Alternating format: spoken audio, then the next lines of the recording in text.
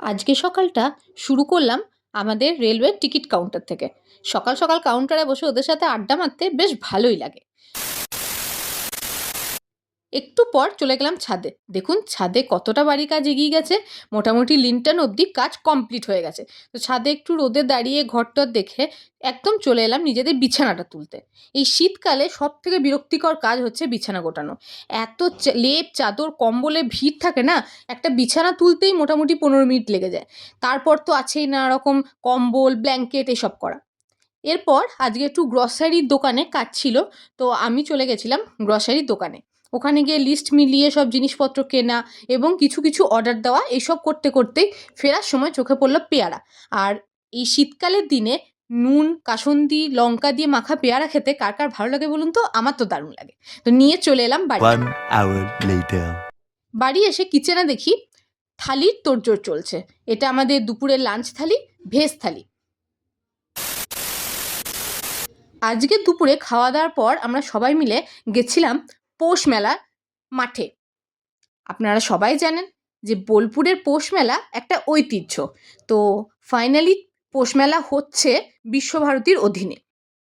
5 বছর বন্ধ থাকার পর অবশেষে বিশ্বভারতী দায়িত্ব নিয়েছে পৌষ মেলা করার। তো সেই পৌষ মেলার কাজ কতদূর এগিয়েছে দেখতেই চলে গেছিলাম। দেখছেন এখনই কতগুলো গেট পড়ে গেছে। তো এবার পৌষ মেলা যে জোরদারভাবে হবে তা নিয়ে কিন্তু কোনো সন্দেহ নেই। আর এবার মেলা হচ্ছে 6 দিন ধরে।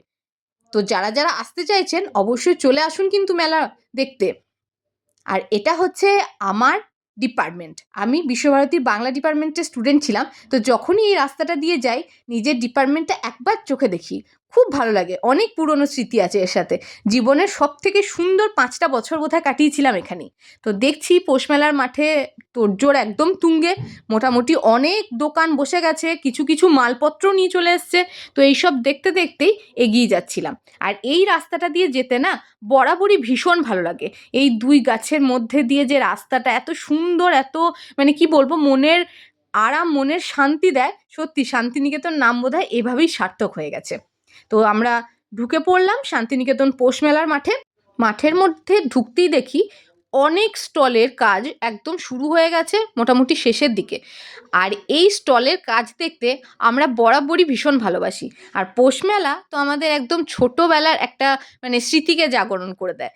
ছোট্টবেলায় পৌষ মেলা নিয়ে বিশাল এক্সাইটেড থাকতাম, কারণ পৌষ মেলার টাইমে বাইরে থেকে আমাদের আত্মীয় স্বজনরা আমাদের কাছে আসতো বাড়িতে বেড়াতে, এবং আমরা দুবেলা করে মেলাতে ঘুরতে আসতাম। আর প্রচুর জিনিসপত্র কিনতাম, নাগরদোলায় চাপতাম। তো ছোটোবেলার এক খুব সুন্দর সুন্দর স্মৃতি পৌষ মেলাকে ঘিরে আছে। দেবেন্দ্রনাথ ঠাকুরের ব্রাহ্ম ধর্মের দীক্ষার দিনটি অর্থাৎ 7ই পৌষ, এই দিনটিকে স্মরণে রেখে পৌষ মেলা শুরু হয়েছিল। আজ এই পৌষ মেলা একটা বিশ্বব্যাপী পরিচিতি লাভ করেছে। আর আমাদের শান্তিনিকেতনবাসীদের কাছে এটা তো একটা গর্বের বিষয়। ঘুরতে ঘুরতে দেখছি এই ছোট্ট ছোট্ট ভাই বোনগুলো নিজেরাই মাটি খুঁড়ছে। তো ওদেরকে জিজ্ঞেস করে জানতে পারলাম যে ওরা কলা ভবনের স্টুডেন্ট, এবং এখানে হচ্ছে একটা গেট, যে গেটের কাজ করছে কলা ভবনের স্টুডেন্টরা নিজেরাই। তো এই রকম প্রচুর স্টল, কোথাও এক্সিবিশনের স্টল তৈরি হচ্ছে, কোথাও নানা রকম কোম্পানির স্টল তৈরি হচ্ছে। তো এখন অবশ্য বোঝা যাচ্ছে না কোনটা কী স্টল। তো আমরা একটা আন্দাজ করে নিচ্ছিলাম যে এখানে হয়তো এক্সিবিশনের স্টল হবে, এখানে হয়তো কোনো কোম্পানির স্টল হবে। এই যে এই রোটা দেখছেন, আমাদের আগে পৌষ মেলায় অনেক বাইরে থেকে কোম্পানির স্টলরা আসতো, যেমন গুজরাট রাজস্থান এইসব জায়গা থেকেও আসতো। তো হয়তো আমার মনে হয় এখানে ওই রকমই কোনো রকম স্টল হতে চলেছে। তো এইভাবে মেলার মাঠে ঘুরতে ভীষণই ভালো লাগছিল। আর আমি যখন বিশ্বভারতী বাংলা ডিপার্টমেন্টে পড়তাম, আমাদের ডিপার্টমেন্টের পাশেই যেহেতু একদম মেলার মাঠ, তো আমরা ক্লাসের মাঝামাঝি সবাই মিলে ঘুরতে চলে আসতাম মাঠে, আর এরকমভাবেই দেখতাম কাজ। আর আমাদের টিচাররা আমাদেরকে জিলাপি খাওয়াতো মেলার প্রথম দিন। এই যে দেখছে 2 বিচ্ছু, এ হচ্ছে আমাদের A পাশের বাড়ির few একটা বাচ্চা moments অঙ্কন। later. এখানে দেখছি পাখিরাও ঘরে ফিরছে, অর্থাৎ বিকাল হয়ে গেছে। তো আমরাও এবার ঘরে ফেরার জন্য স্কুটিতে চেপে বসলাম, এবং ঘরে ফিরবো অথচ একটু চা না খেলে হয়, তো চলে গেছিলাম চা খেতে। আর এখানকার চা আমার ভীষণ ভালো লাগে। আর মাটির ভাঁড়ে চা খেতে কার কার ভালো লাগে বলুন তো? আমার তো ভীষণ ভালো লাগে, বাইরে বেরোলেই মাটির ভাঁড়ে চা খাই। তো এরা দুজন বিস্কুট খাবে বলে লাফালাফি করছিল, তো শুভ ওদেরকে বিস্কুট কিনে দিল।